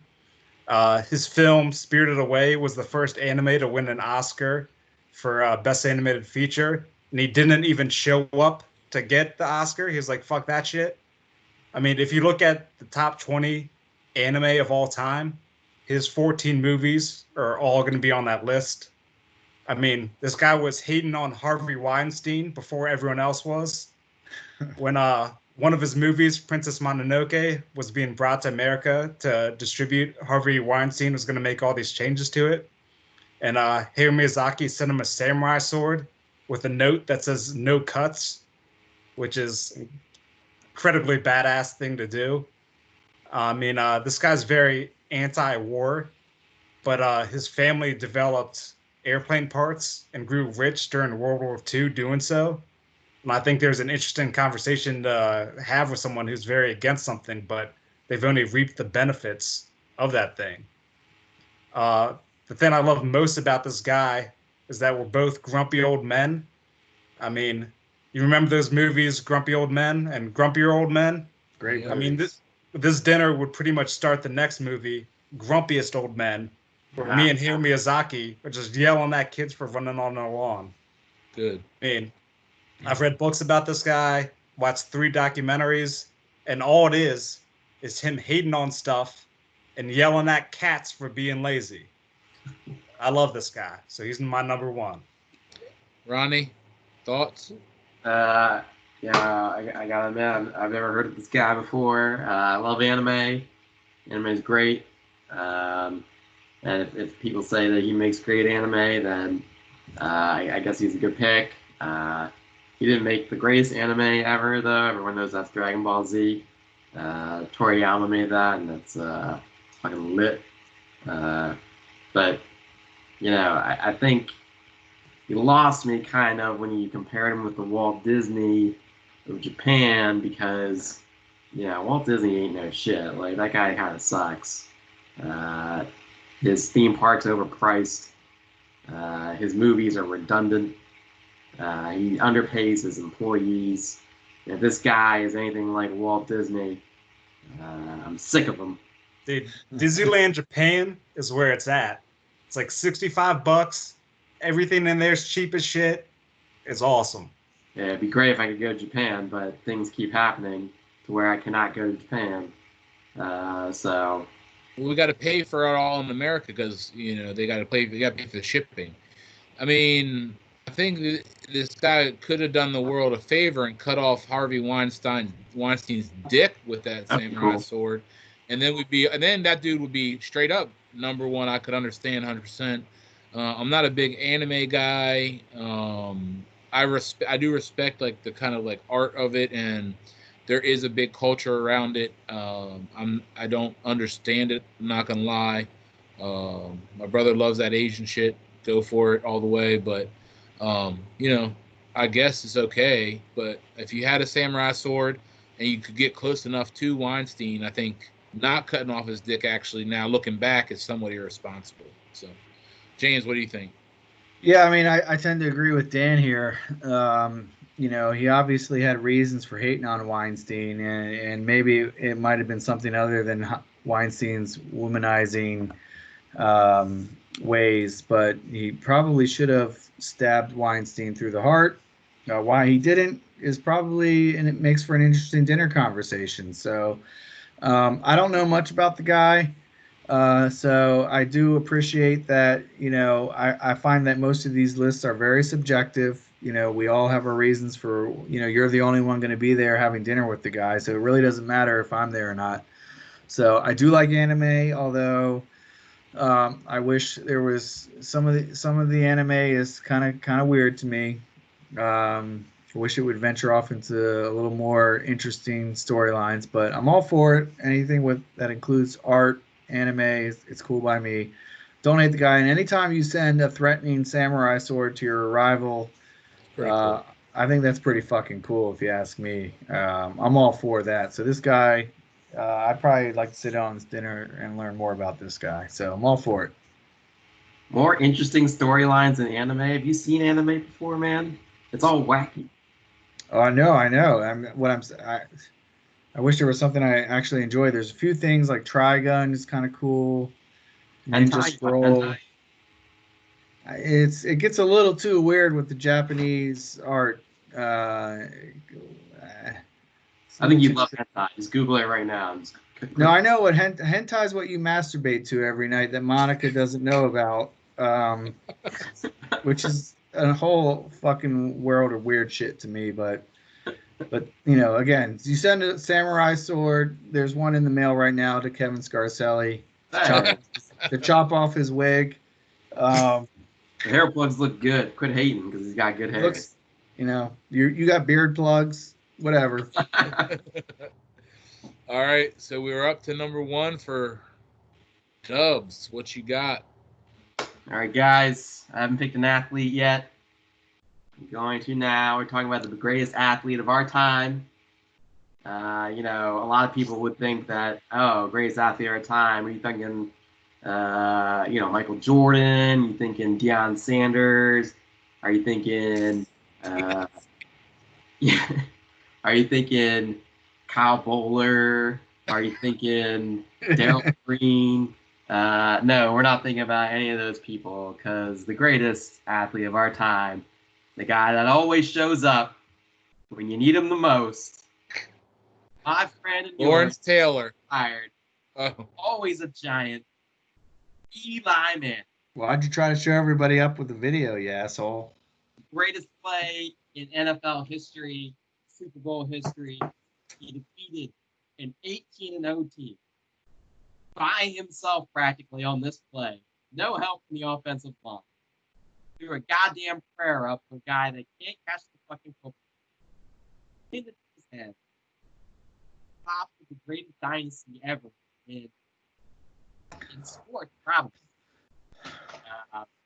And not only did he do it once, my friends, not only did he do it once, but he did it twice. 4 years later, our friend Eli Manning decided to go ahead and play in the Super Bowl again against Tom Brady. You gave him another try. He's like, Tom, you think you're so great? You think you're going to go? Look at this. The greatest pass in NFL history. An absolute laser. Now, let's talk about Eli Manning 2011 season. Culminated this Super Bowl victory, where he won Super Bowl. This guy had a team blocking offensive line in measured statistics. You're talking about a guy that had no running game. The 32nd. Hang on. I love that we can't hear anything you're saying. You deserve it. for showing video.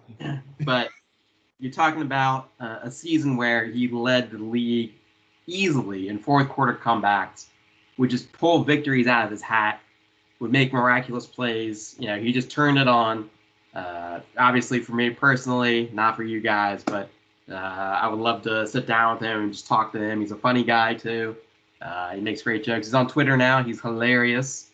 And you know, some of my not some of mine, two of my more than two of my greatest sports memories were because of Eli. And I can't ever ask for anything more from a sports perspective. Like, it's kind of weird. Like, I already know that this guy has delivered the greatest moments of sporting history for myself personally. And just to thank him and talk to him and hang out with him, he's very charitable. He does guiding eyes, which is therapy, or not therapy, but dogs that help people that have vision impairment and stuff like that. And he's a huge donor to a lot of charities, and he's very, very generous with his money, very humble, and even in retirement, I don't. It's kind of weird for me not seeing him be the quarterback last year for every game, and knowing that he's going to be gone, it's going to be tough for me. But I always have those memories. Greatest athlete of our time, indisputable. Darryl Green's close, I gotta admit, but and Ray Lewis maybe, but Eli murdered no one, so except Tom Brady twice. So the best story this guy's got is about his brother Peyton. Let's not forget how much of an asshole he was when he came in the league and was like, "Meh, I'm not gonna play for the Chargers." Meh. I mean, Chargers win nothing. Yeah, I think Thor has, I think Thor's happy that he left because he's a bitch. And he also, that catch was made by the greatest wide receiver of all time, Mario Manningham, if I'm not mistaken, Michigan product. Look, Eli won a couple Super Bowls. His running back was Ron Dane for a little bit, so I don't know what you're talking about. The guy, feel like he's a monster. Ron Dane was, at least. Not a lot of respect for Eli Manning, especially the fact that I feel like the Giants just drafted the same dude in Daniel Jones. It's like, let's just draft these, boring white guys. And, you want to talk to a boring white guy, I'll have dinner with you, Ronnie. Let's, what I'm saying? I'll save you some money. I don't think you're boring. I think you're fun. James, what do you think about Eli? Yeah, I mean, it's hard for me to hate this pick from the perspective of the person, Ronnie Dar, wanting to have dinner with his favorite athlete of all time. I mean, Eli certainly did some bitch shit with some John Elway bitch shit with not wanting to go to the team that originally drafted him. But, he's the Patriot killer. The fact that he destroyed the Patriots in 2 Super Bowls, especially the season where the Patriots were undefeated during the regular season and prevented them from going undefeated through the playoffs. I love Eli for that. Even though football is a team sport, a lot of credit does go to the quarterback. I do love Eli for the fact that he helped win me the fantasy football championship by allowing Victor Cruz, who I predicted to have one of the greatest years ever, come to fruition. So, it's hard for me to really hate the pick, as I don't really love the athletes. But, enjoy your dinner. You guys can share a banana split together for dessert. I'm sure you will eat the banana and meet mouth to mouth and make out together. So have fun. Another Eli Lady lover and the Tramp, that's it. He's the lady, Ronnie's the tramp. Ronnie, this is definitely the number one pick you've ever made in this podcast so far. I mean, thinking about it back at my picks, I wish I had them as number 1 through 5, because this is just an overall great pick. Eli Manning's definitely the greatest athlete of all time. All time. I mean, I don't even know why people are disputing this guy going to the Hall of Fame. I mean, this guy's won 2 Super Bowls. He's won 3 Lombardi trophies. They gave him that trophy. They gave him Ben Roethlisberger's trophy that year. He raped a bunch of women and won a Super Bowl. And they gave it to Eli Manning, rightfully so. I mean, this guy is hilarious. Have you, his SNL appearance was the most masturbated to SNL of all time. Yeah. That's only because Ronnie watched it 1,000 times. Just great pick overall, Ronnie. I love it. Thanks, Ryan. Well, for the third time, I'm going to bring this show to bring it back, give it some dignity. My number one person is definitely somebody that went too soon. And we're about to get on the serious note. This guy's always been my number one for having a conversation, a historical figure, no matter who or what. I would always put this person number one. It has nothing. This is prior to what's going on now and all that kind of stuff. But my number one is a historical figure. My number one's Martin Luther King Jr. The amount of change that this man affected or put into place I think he was killed at 39. I mean, I'm 38. Damn, I wish I could have somewhat of the impact that this guy has. I would love to be a better leader in my community.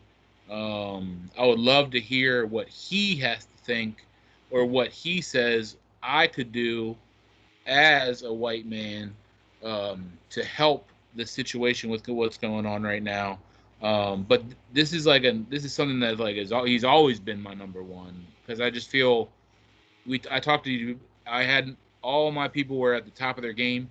He's like the top human. I feel like, you know what I mean? Like one of those people that really did so much in such a short amount of time and could have done so much more. We need black leaders. We need people of color in power. And it's obvious that he was heading that direction and white people got scared. You know what I'm saying? And it's a travesty what happened, but, his speech, of course, just seeing the visuals of some of those, it's still breathtaking, to me.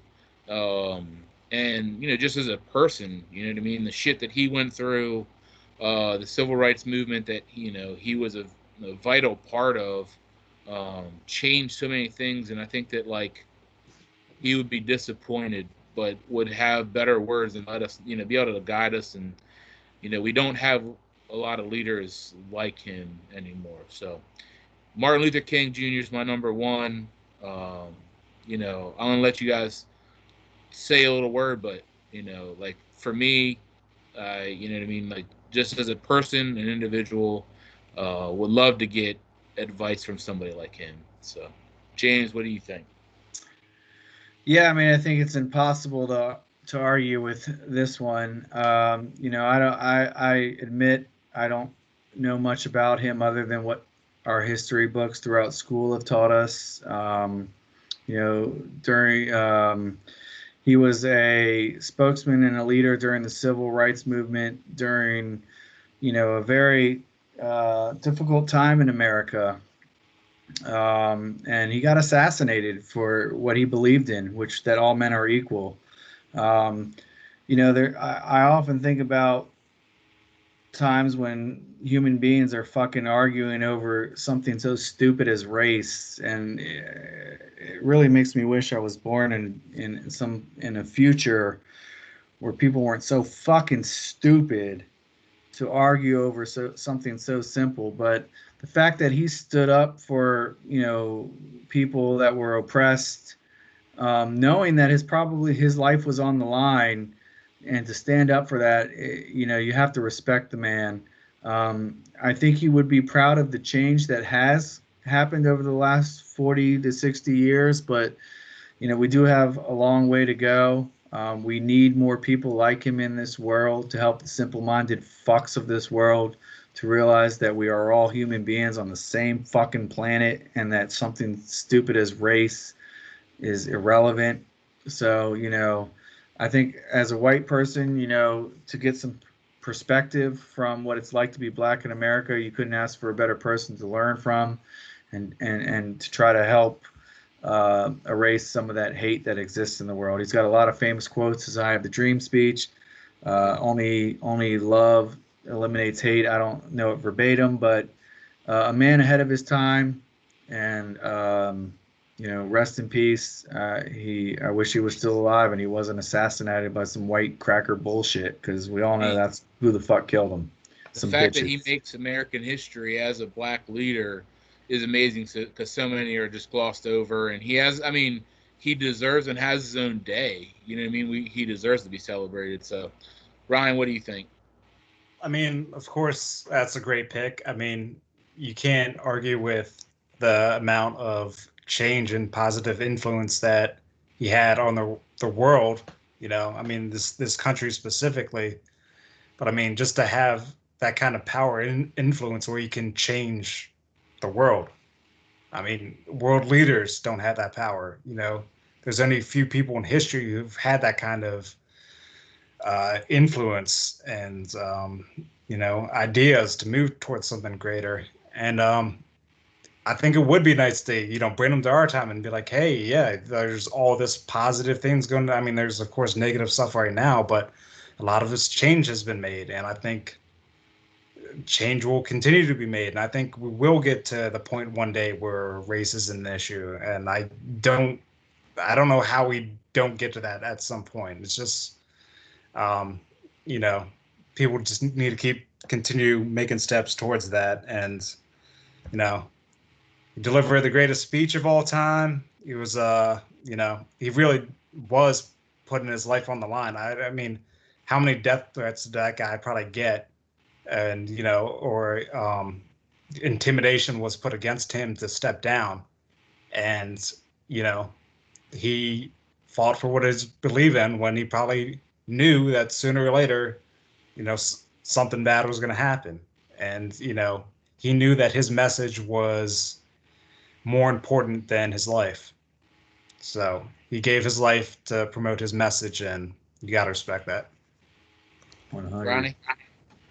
Yeah, obviously it's a great pick. I know we're not talking it contextually speaking right now, but contextually speaking right now, it's also a great pick. You're talking about someone who, like Ryan said, like, whether or not you, and I hope you agree with him, but whether or not at the time you didn't agree with him, like the fact that he would continue, after the jailings, he'd been thrown in jail so many times, and the beatings, they would beat them with the batons. The police would be sent for them, in especially in the South, and lots of death threats, and you sort of have to respect that resolve, and his conviction that what he was doing was correct, what he was doing was right. He's also very sort of juxtaposed to another leader who could have been on here, which is Malcolm X, who at the same time was sort of espousing a different mantra, a different creed, and he sort of had multiple ideas. I think a lot of people sort of forget that at the time there were multiple ideas, there were multiple ways of people trying to get this race sort of thing reconciled, especially when it comes to black people who were literally forced to live here, through slavery, and people then rejected them after they gained their freedom, which really wasn't freedom. And he died for a cause he believed in, which was right. And although I do disagree with you guys, I don't ever want to see another Martin Luther King. I hope we never need another Martin Luther King for anyone, whether it be African Americans obviously are in the spotlight right now, but also black people across the world as well, and other ethnic minorities and people that are being oppressed. I don't understand why people, why governments, why whole societies do that to people. And hopefully people start to come to their senses. I've been sort of very, whenever something like what's happening right now with all the protests and stuff, I'm always very sort of jaded by it because, it's sort of one of those things where it lasts a couple weeks and then all of a sudden we forget about it. How many times has that happened over the last decade? And, this time it sort of feels different. I was thinking to myself earlier, I was like, these kids are out here, are teenagers and kids in college and in their 20s, they're going to be all right. They're very level-headed. They're smart, and they value their fellow human being, and it gives me hope. And a lot of them are influenced by him. So, great pick. So I think that one of the things that I try to think about just be better tomorrow than you were today, and I think that's something he would kind of like say as well. You know what I mean? Like, it's not going to happen overnight, but you can start to try to change it tomorrow. So, like I said, I'm not going to preach on it, but in the very limited amount of minorities that do watch this show, y'all, we need more minorities in power. You know what I mean? We need more people that look like the rest of the people that they're serving. You know what I mean? Like, so, take control of your moment when you can in your own life, I feel like, and act, when you see something, say something, you know what I mean? Don't be silent no matter what the situation. I love you guys. I appreciate y'all doing this with me for this topic. We're going to pop into the moral question of the day from Mr. Dar himself. James, if you're not aware, Mr. Ronworth loves to throw a moral question our way, and probably fitting after the ethical question. The ethical question. All right, guys. I thought long and hard about this. Came up with a scenario. Say you're in an awkward situation. Two people. One person's maybe saying something kind of crazy. The other person is not having it, doesn't like it, and you're sort of stuck in between them. Is it okay to make up like a white lie or some sort of fib that's very innocent to try to diffuse the situation? James, I'd like to hear your thoughts first.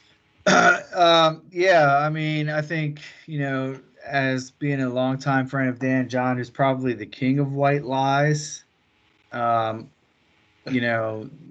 Which I don't know where that phrase comes from based on what we just talked about. I don't know if there's any race connotation behind it, but I'm all for anything that's a harmless lie that diffuses a potentially negative situation. I'm all for. I'm somebody who I've found myself in situations where I've had to be the mediator, the go-between to diffuse a potentially situation that could turn into an atomic bomb. So I'm all about peace over violence. So if you got to fib a little to potentially end something that the outcome could be very dire for both parties, do what you got to do. Lie it up. As long as nobody gets hurt. Ryan? Yeah, lying's perfectly fine to serve a purpose. As long as the outcome is positive, I'm fine with lying. If I'm in the Matrix, I'm cool with you lying to me and me living my regular day life. Keep lying to me. I don't want to live in that fucking post-apocalyptic shithole. Don't give me the red pill or whatever. Give me the blue pill, put me back to sleep. I'm cool with a lie. I'm fine with it. Yeah, lying for a purpose, I'm with. So I'm all cool with lying, for positivity reasons. When it's big things, I do have a problem with it. I think that there's a time and place. And in general, I do agree with the peace part that James was saying. However, in this situation, I'm going to go the complete opposite because I personally think it's really funny when it's gets really awkward. So in this situation, I would actually probably dump some gasoline on the fire and I would double down and I would try to push the issue a little bit more. Because look, I mean, either get it out in the open and let it all happen and move on, or y'all aren't going to hang out anymore. You know what I mean? I'm kind of done about the in the middle kind of shit. So let's throw some gasoline on that fire. Let's see how that shit burns. See who wins, and I'm cool with it. I'm also cool with lying too. I'm not gonna, I'm cool with the lying part of it. But I'm also cool with the awkwardness of being in. I kind of like being in awkward situations, as I think it's kind of funny, especially if you can make it more awkward. So I would actually probably go the opposite way, and I would actually try to make the truth come out very quickly. Certainly Well, circumstantial. So, James and Ryan, I'm glad you guys answered the way you did. That's absolutely correct. Danny, I'd like to bring up a scenario for you, maybe to change your mind. Like maybe you're in a in a different country or a different part of the country you've never been, and you're on vacation with some friends, and you're in a taxi cab. This guy's driving you around, and your friend just starts saying he wants to go fuck a fish. And, this very respectful cab driver sitting there, very awkward. He wants to make good conversation.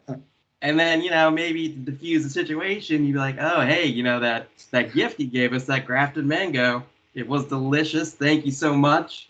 Try to bring the tension down. I think that's the correct move. The lie, and I'm glad James agrees with me. Ryan agrees with me. And Danny, I hope I changed your mind.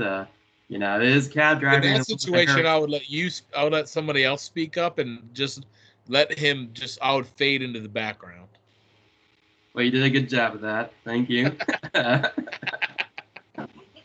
I don't know Very what rare that they don't situation was remember the being big diffused. the big guy with the beard. I don't know whose feelings you hurt more. That man gave you a gift and you lied to him Wait, hang on. about enjoying the gift he gave you. You say you're diffusing an awkward situation. Might have been awkward for you, but not everyone else in the cab. Everyone else felt a lot more awkward than you did. That is correct. Alfonso has fucked plenty of fish in his day. He lives on an island. Believe that. He took that mango down with a machete, so you don't want to fuck that with Alfonso. Mango didn't get grafted until he fucked it. So what's up with that? That mango was smooth until Alfonso got it. It was ungrafted. Shit was ungrafted. Well, great question. Always something to think about. Ronnie, I appreciate it. Thank you guys. Ryan, James, appreciate you guys coming on. Volume 6. We kicked it up a notch, and we threw some pictures at you. We hope the visuals helped. We hope they'll bring you back for Volume 7, and who knows what's going to happen in Volume 7. This one, things seem to get, week after week seem to get better and better. Any closing thoughts from anybody? Getting longer and longer. But no, this is fun. This is great. Yeah, thanks for having me, guys. I really appreciate it. Team St. Croix, Grafted Mangoes, holding it down. I think we should have a future reunion and have this podcast in St. Croix at some point.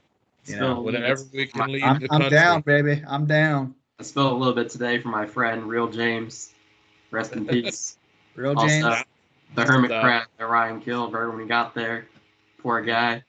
Just like Zara James. Went too soon. Zara James, live on, live strong. DJ up in the house. All right, everybody. Have a good night. See you guys soon. Bye, guys.